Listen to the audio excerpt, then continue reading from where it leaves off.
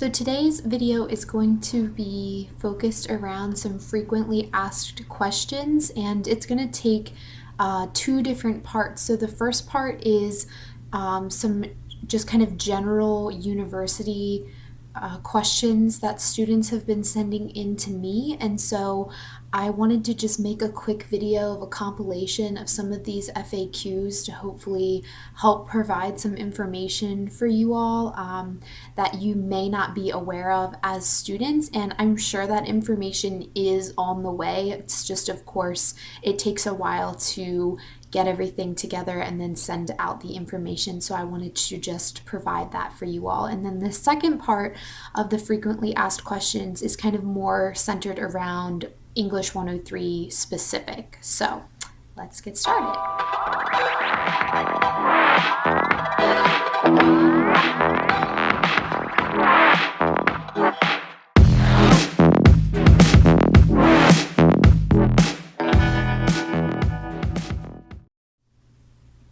So the first really common question I've been getting from students is the new withdrawal date. Now, hopefully this does not apply to too many of you, but I did want to let you all know that there is a new withdrawal date. It has been extended now until April 17th.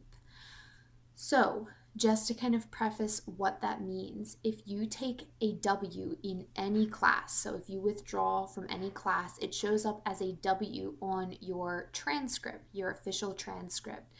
I always suggest to students it is more beneficial if you know you are failing a class, right? Not just English 103, any course. If you know you are failing a course and you feel there is not a feasible way to pass that in time before the semester ends, it is always better to have a W on your transcript rather than a failing grade. So just kind of keep that in mind for any of your classes, even if you're doing really well in my course, but maybe you're struggling in another class, that is an option for you. So again, that has been extended until April 17th.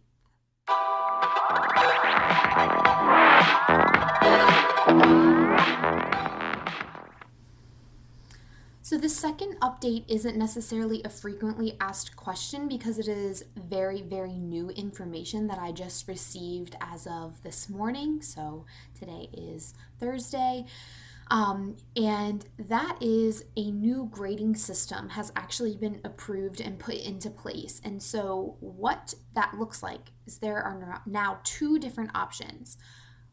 If you feel like you're not doing super well, maybe for you that even means if you feel like you're going to have a C at the end of the semester in any one of your given courses, you are now allowed to opt into what's called a pass or no pass option that shows up on your transcript. So if you choose to do that, of course, if you choose no pass, that means that you did not pass the class. However, similar to withdrawing from a course, if you know you are not doing well, maybe you have a D in a class and you know you cannot pass, you can talk to your advisor and ask them if you can opt into the NP option, which would show up as such on your transcript, meaning it would say NP, meaning you did not pass the class. However, again, similar to withdrawing from a class, if you opt for the NP on your transcript, it does not negatively impact your GPA. That is pretty significant because if you choose to not withdraw from a class, but you end up failing that class anyways, a D or an F on your transcript is very negatively going to impact your overall GPA, which of course can affect things like perhaps putting you on academic probation, or scholarships that you may have, or financial aid. So that is a really significant option that you may want to look into and talk to your advisor with. If you don't know who your advisor is for some reason, or you've not been assigned an advisor, absolutely you can feel free to reach out to me if you feel like this is an option, even if it's not from my class. If you just need some guidance, let me know. but that is very new information, and it is specifically being put in place because of everything going on with COVID-19. I think staff and faculty are very aware that students may be really great students in the classroom, but that option for online learning just isn't going to be available for everyone to succeed in. So keep that in mind as well.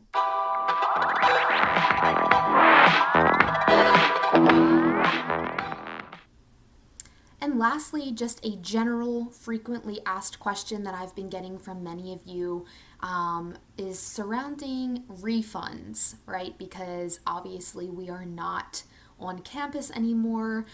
You all are doing online learning, which also means that many of you, probably the majority of you who were staying and living on campus in dorms and apartments, many of you asked even the very last day we had face-to-face class, what's going to happen with the money that I have already paid to live on campus. So if you haven't gotten this email yet, I believe they did send this out to students, but refunds are happening. So that is very exciting.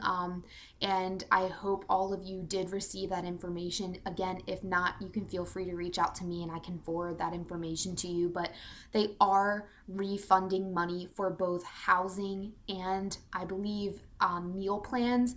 How it will work is you should get reimbursed following that week. We were supposed to come back from spring break. So I think we're rolling into week 3 now of not being on campus. So when you get the reimbursement, of course, that time before spring break, you still have to pay for that because you were on campus. But following the week after spring break, all of that money should be reimbursed to your account. So I believe you can check Gallnet for that. And just be patient. That's a lot of money and a lot of different people that they're having to refund. So it'll take time, but there has been confirmation that that is happening as well. So that's super exciting, and I hope that alleviates some stress for some of you. And then with that as well, the last update that is not really surrounding 103, just in general, move out dates have been put in place for students that are also not living on campus now because everybody had to go home. And I know many of you have been asking me about that. You have things in your dorms still, clothes, belongings that you are not legally allowed to come back onto campus. So if you haven't received your move out date yet, that is coming as well. I know the university is trying to put together a schedule, so you should be contacted soon if you have not, with a move out date where you will be given some information of how to retrieve your belongings and anything else that you may have left in on campus dorms. So be on the lookout for that as well. And with all of this information, you should either have already received emails from this or the information is on the way. If you have not received an email about this, definitely reach out to me and let me know. I can forward that information to you all.